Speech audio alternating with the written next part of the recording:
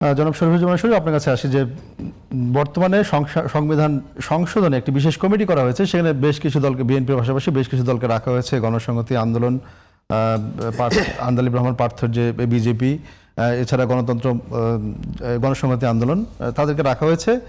আবার রাখা হয়েছে যে ইসলামী আন্দোলন, একজন সংসদ সদস্য রয়েছেন মোহাম্মদ অলিউল্লাহ, তাকেও রাখা হয়েছে। আবার গতকালকে দেখা গেল যে সংবিধান সেই কমিটি হওয়ার পরে ওই সংসদ সদস্য বলছেন যে আমাকে না জানিয়ে আমাকে কমিটিতে রাখা হয়েছে। এই যে সংবিধান সংশোধনের কমিটি করা হলো এবং বিরোধী দল জামাত ইসলামী এবং এনসিপি তারা সেই কমিটি প্রত্যাখ্যান করেছে, কি দেখছেন এই পরিস্থিতিকে? প্রথম জায়গাটা হচ্ছে যে আমার কাছে এই আলোচনাটা থেকে আমি মনে করি যে আমাদের যে সমস্ত জায়গাগুলোতে বন্যা হচ্ছে সেই মানুষের কাছে স্যালাইন পৌঁছেছে কিনা, তাদের বিশুদ্ধ খাবার পানি আছে কিনা, যে মানুষটা একটা থানা শহরে থাকে, তার একটা কিশোরী মেয়ে আছে, সে নিরাপদে স্কুলে যেতে পারছে এবং আসতে পারছে কিনা।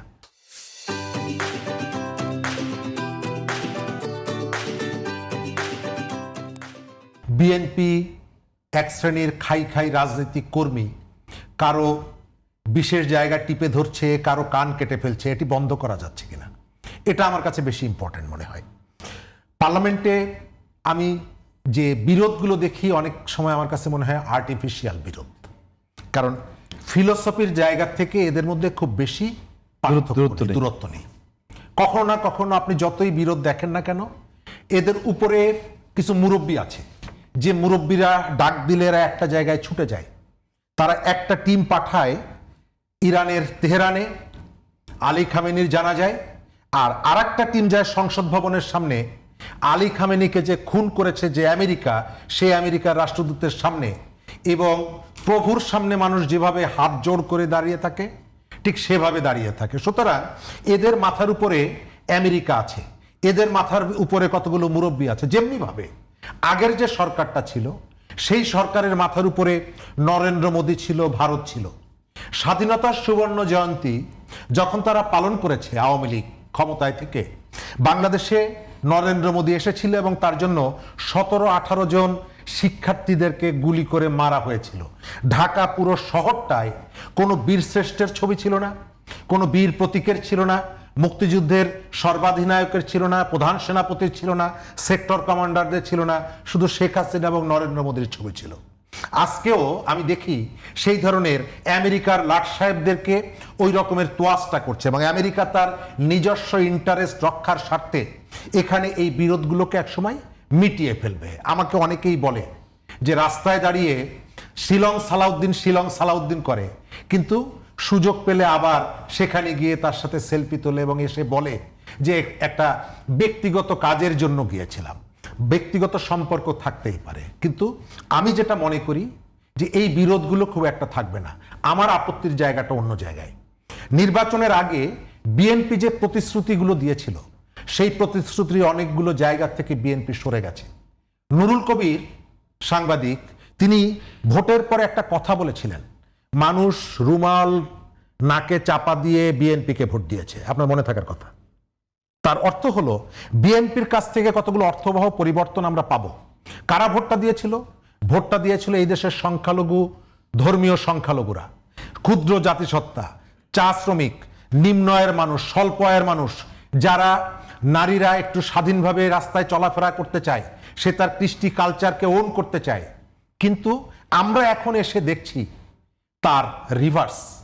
আমরা শুনতে পাচ্ছি যে পাকিস্তানে একদিন বোমা হামলায় 100 জন সেনা এবং পুলিশ সদস্য মারা যায়, সেই পাকিস্তান থেকে নাকি আমাদের রেঞ্জারদেরকে নিয়ে আসা হচ্ছে আমাদের এখান থেকে পুলিশকে ট্রেনিং দেওয়ার জন্য।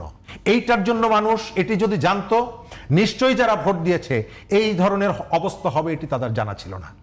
আমাদের এখানে তুরস্ক এসে ড্রোন ফ্যাক্টরি করছে, আমাদের সম্ভবত এই বিষয়গুলো বিএনপি তখন বলেনি। অর্থাৎ বিএনপি কতগুলো জায়গায় তার যে অবস্থান, সে অবস্থান থেকে সরে যাচ্ছে। আমরা এই যে জুলাইয়ের যেটা, অবশ্যই জুলাই তো আমাদের একটা ইমোশনের জায়গা, জুলাই একটা কমিটমেন্টের জায়গা। আপনি সেটি নিয়ে যে ধরনের ধোঁয়াশা হচ্ছে, যে ধরনের রশি টানাটানি হচ্ছে, আমি তো এদের সম্পর্কটা দেখেছেন, বাংলাদেশে কখনো এটি দেখেছেন যে দেশের প্রধানমন্ত্রী বিরোধী নেতাদের বাসায় যায়? এটিও আপনি দেখেননি। আবার প্রধানমন্ত্রী বিরোধী দলের নেতার নির্বাচনী এলাকায় দেখাশোনা করার জন্য তার একজন প্রতিমন্ত্রীকে স্পেশালি সেখানে দায়িত্ব দিয়েছেন, আবার এটির জন্য ধন্যবাদ জানাচ্ছেন। অর্থাৎ ওই যে নিচে কিন্তু সবার সাথে সবার সম্পর্ক আছে, আমরা বাইরে এসে দেখছি। আমি এই জায়গাটায় যেটি বলতে চাই যে আপনি যে কথাগুলো বলেছিলেন ভোট নেওয়ার সময়, আপনার সেখানে থাকতে হবে। আমার এখানে কর্মসংস্থান দরকার, আমার অফিসগুলোতে ঘুষ বন্ধ হয়নি। বাংলাদেশের দিন যতই যায় 4 বছর 5 বছর পর পর আপনি একটা পে স্কেল দেন, অল্প কিছু মানুষের বেতন বাড়ে, ঘুষের মাত্রাটাও বাড়ে এবং তার অনিবার্য পরিণতি সাধারণ মানুষকে ভোগ করতে হয়। আপনি এই জায়গাগুলোকে আপনাকে কন্ট্রোল করতে হবে, কিন্তু সেই কন্ট্রোল করার জায়গাটা আমি দেখছি না। প্রধানমন্ত্রী পিআর টিমের অ্যাক্টিভিটিগুলো দেখছি, কিন্তু রিয়েল যে সমস্ত জায়গায় আঘাত করা দরকার, জামালপুরে পরশুদিন দেখলাম 3.5 কিলোমিটার রাস্তার ইট 3.5 লক্ষ ইট তুলে বিক্রি করে ফেলেছে। কারা? সরকারি দলের লোকজন। কোথায় তারা? ধরা পড়েছে, 3 দিন জেলে ছিল, তারপরে বেরিয়ে গেছে। প্রধানমন্ত্রীর যে বার্তা তিনি যেটি আমাদেরকে দেখাচ্ছেন, তাহলে তার দলকে যদি সেটি করাতে না পারেন, নীরব চাঁদাবাজি হচ্ছে সারা দেশে। কক্সবাজার, চট্টগ্রামে দেখলেন এসে এখন স্বাধীনভাবে, আজকেও দেখলাম বিরোধী দলের নেতা বলেছে জুলাইয়ের পরে আমরা স্বাধীনভাবে কথা বলতে পারছি। চাঁদাবাজরা এসে চাঁদাবাজরা এসে বলছে এককালীন 2 কোটি টাকা, প্রতি মাসে 10 লক্ষ টাকা, স্বাধীনভাবে কথা বলছে। এবং তারাও কিন্তু একই অজুহাত দিচ্ছে যে 17 বছর আমরা কিছু পাইনি, কিছু পাইনি। মানে হচ্ছে এই স্বাধীনতা আমরা চাইনি। আমরা এই জায়গা থেকে যতটুকু সুযোগ এসেছে আমাদের রাজনীতিকে একটু পরিচ্ছন্ন করতে হবে, এটি অস্বীকার করি না। আমাদের রাজনীতিতে যে অন্ধকার জমেছে সেই অন্ধকারটা দূর করতে হবে। একই সাথে আমার যে ক্ষুধা, এই ক্ষুধার কথাও আপনাকে বিবেচনায় রাখতে হবে। তাহলে যদি কেবল শহরের আলোচনা, ঢাকা ক্লাবের আলোচনা, ঢাকা বিশ্ববিদ্যালয়ের শিক্ষক ক্লাবের আলোচনা, এটা নিয়েই যদি আপনি রাজনীতি কন্টিনিউ করতে চান, তাহলে ওই যে গরিব মানুষ যারা এই পরিবর্তনের স্বপ্নে রাস্তায় নেমেছিল, তার পরিবর্তনটা কতটুকু হলো? তাহলে আপনি বলছেন যে সংবিধান সংস্কার, সংশোধন, বিশেষ কমিটি এসবের থেকে তারা করুক, কিন্তু বেসিক কতগুলো জায়গা আছে এগুলোতে কোনো আপত্তি নাই, এটা তারা মিলেমিশে করুক, কোনো আপত্তি নাই। কিন্তু আমি মনে করি ওই যে নরসিংদীতে দেখলাম একজন আরেকজনের কান কেটে ফেলেছে কামড় দিয়ে, বিএনপিকে এটি বন্ধ করতে হবে। বিভিন্ন জায়গায় যে চাঁদাবাজি, বিএনপিকে এটি বন্ধ করতে হবে।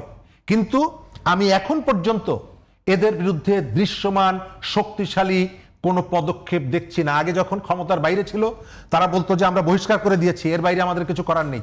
কিন্তু এখন তার তো অনেক কিছু করা আছে, সে প্রশাসনে। এই লোকটা ওই যে নরসিংদী, সে কি গ্রেপ্তার হয়েছে আমি জানি না। এই যে ঘটনাগুলো ঘটছে, চট্টগ্রামে যেটা ঘটলো, সরকার ব্যবস্থা নিচ্ছে না, কিন্তু বিরোধী দল কি তাদের সেই ভূমিকাটা পালন করতে পারছে? প্রথম জায়গাটা হচ্ছে যে বিরোধী দলের আসলে করণীয় কি। সে পার্লামেন্টে দাঁড়িয়ে কথা বলতে পারে, রাস্তায় দাঁড়িয়ে কথা বলতে পারে, কিন্তু আমি যেটা দেখছি এই জায়গাটায় কিছুটা আর্টিফিশিয়াল কতটা বিরোধিতা আছে। পার্লামেন্টে যে সুরে কথাটা আমি শুনি, রাস্তার সুরটা তার থেকে একটু চড়া। আবার তারা বাইরে এসে সভা সমিতিতে নিজস্ব কর্মসূচিতে বলে পার্লামেন্টে যে চিৎকার করি এটা না করলে তো আসলে হয় না। আমি কয়েকদিন আগে মাসুদ সাহেবের, জামাতের শফিকুল ইসলাম মাসুদ, তার একটা ভিডিও দেখলাম, তিনি বলছেন যে এই যে পার্লামেন্টে একটু জোরে জোরে বলি, আমরা যখন বের হই তখন সরকারি দলের নেতারা আমাদেরকে জড়িয়ে ধরে বলে হ্যাঁ বলতে হবে, জোরে জোরে না বললে পার্লামেন্ট তো জমবে না। তো আমি জমানোর পার্লামেন্ট চাই না, আমি একটা ইফেক্টিভ পার্লামেন্ট চাই।